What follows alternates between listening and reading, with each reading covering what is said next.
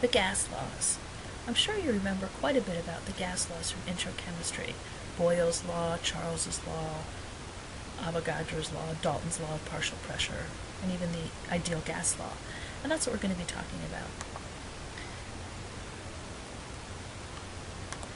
If you notice in this particular diagram or slide, you can see liquid nitrogen has been used to help change the volume of this red balloon.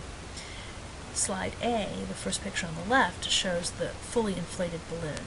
And then, of course, B and C shows what happens when the balloon and the gas inside the balloon is exposed to some very cold liquid nitrogen. You can see that those particles inside the balloon are beginning to compress, and they take up less volume.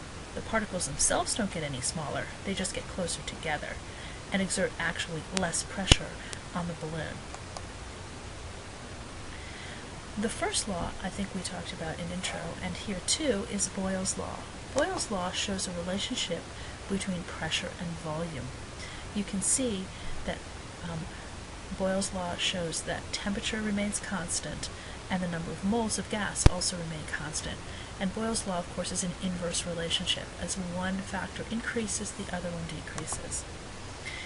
You might remember, too, that in an inverse relationship, when you multiply the two variables, in this case pressure and volume, you get a constant K for a particular situation. But in general, chemists like to use this formula, PV equals PV, to help do the before and after problem solving kinds of questions. So here's an example of a kind of question you might see. A sample of helium gas occupies 12.4 liters at 23 degrees Celsius and 0.956 atmospheres. What volume will it occupy at 1.2 atmospheres, assuming that the temperature stays constant? So essentially, we don't really need temperature here at all, and we would use our gas law, PV equals PV, P1 V1, P2 V2. Remember, 1s and 2s stand for situation 1 or situation 2. So pressure number 1 looks like it's 0.956, and its volume is 12.4 liters. And I'm leaving the units off because I know in the end that the units of pressure have to be the same on both sides, and the units of volume have to be the same on both sides. So in this case, we're looking for volume, and therefore the volume answer that I'm going to get is going to be in liters. Alright, I'm going to continue on. The new pressure I want is 1.20 atmospheres, and I do not know what volume that's going to be. But when I solve, I believe we get 9.88 liters. Another gas law that you might remember is Charles's law. Charles's law relates volume and temperature. These are directly related, and of course in math, when things are directly related, you divide to get the constant, K. In this case, pressure and the number of moles are also remaining constant. Here is a way to write it, V equals BT. B is the constant. And of course, if you want to solve for the constant, it would be V divided by T equals K. We also have to remember that temperature can be negative in the Celsius scale, and so therefore we can't use it, because mathematically if temperature was 0, we would have a situation that was undefined, and we can't have that in math. So this Kelvin scale helps us to achieve that by adding, of course, 273 to the Celsius degree to get Kelvin. And 0 Kelvin is called absolute zero. Remember, too, that the Celsius scale has a little degree sign, whereas the Kelvin scale doesn't, so it kind of looks like OK. Notice here, when that formula that they gave you in the second bullet point has been rewritten to give you V over T, this is the formula you're probably familiar with, which is V over T equals V over T. Again, situation 1 and situation 2. Must convert to Kelvin. And being directly related, as one thing goes up, so does the other. So let's look at this situation. Suppose a balloon containing 1.30 liters of air at 24.7 degrees Celsius is placed into a beaker containing liquid nitrogen at negative 78.5 degrees Celsius. What will the volume of the sample of air become at constant pressure? This is kind of like the picture I showed you in the beginning with the red balloon.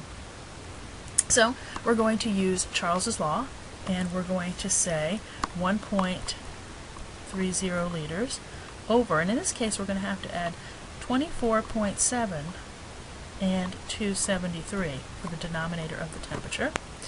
I don't know what the volume is going to become because that's what we're solving for, but the new temperature, negative 78.5 degrees, also has to be added to 273. When you finish the problem, you get 0.849 liters. And again, I know that the volume unit is going to be liters, so I tend not to write the units in the replacement in the formula.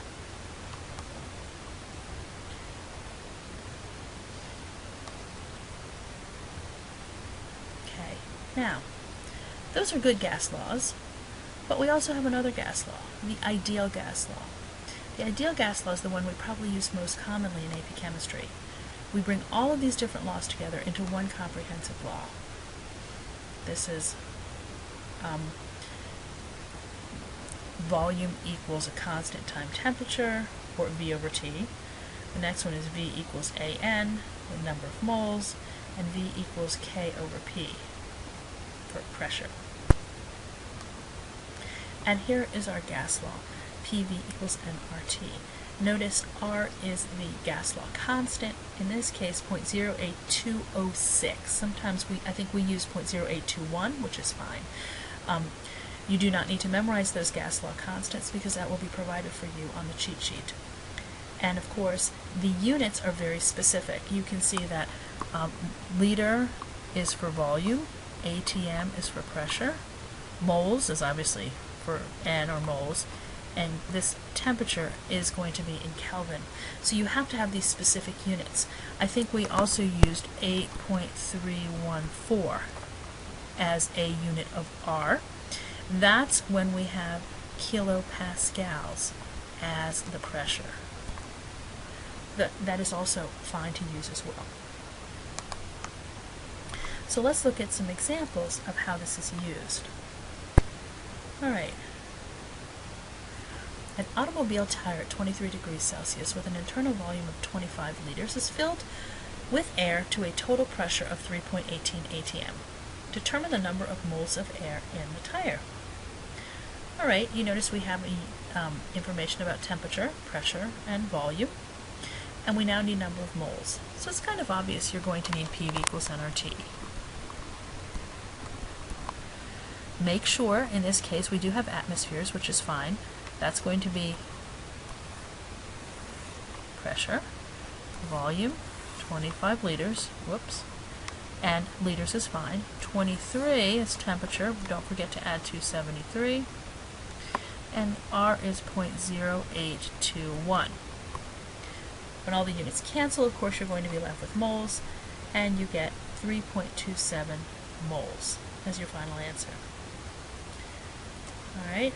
Looking at another question, what is the pressure in a 304-liter tank that contains 5.670 kilograms of helium at 25 degrees? Now, just as easy as before, you, however, have to be careful. This time you're solving for pressure, so PV equals nRT. If we're solving for pressure, we obviously need volume, number of moles, the gas law constant, and temperature. And we have most of those things, but we do not have number of moles. So we're going to have to use this to get number of moles. And you're going to take 5.670 kilograms, and then you're going to have to convert to grams. Oops. And then you're going to have to go from grams to moles by using the formula mass. In the case of helium, I think it's about 4. You plug all those numbers in. Again, temperature, have to add 273. Volume in liters is exactly what we want. And we know when we use 0.0821 for R, our unit of pressure is going to come out in atmospheres. And in this case, it's 114 atmospheres when you plug everything in. These are very standard questions, ones like you had in intro. Another one, equally fun and easy. Now, we can use, you can see up here it says ideal gas law. but you notice I probably wouldn't think of it as the ideal gas law. It says at what temperature in degrees Celsius does 121 milliliters of carbon dioxide at 27 degrees Celsius and 1.05 atmospheres occupy a volume of 293 milliliters at a pressure of 1.40 atmospheres. Now, I would probably think of this as what I would call the combined gas law. P1 V1 over T1 equals P2 V2 over T2. They're giving you two different situations. They're giving you two volumes. There they are. They're giving you two pressures, this pressure and this pressure. And they're giving you one temperature. And you're asked to solve for the other temperature. So the easiest way would be to plug into that formula. Again, you have to convert to Kelvin. Now, the combined gas law, which I would use, again, it doesn't really matter the unit of pressure and volume. So even though we have 121 milliliters, I don't need to convert it to liters, nor do I have to convert 293 milliliters to liters, just as long as they are the same on both sides.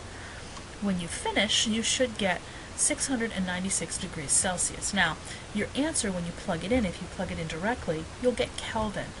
Don't forget to subtract 273 to get your answer in Celsius, because if they give you the information in Celsius, they usually want it. Plus, if you notice right here, they tell you they want the temperature in Celsius. It's pretty obvious that you're going to have to convert back.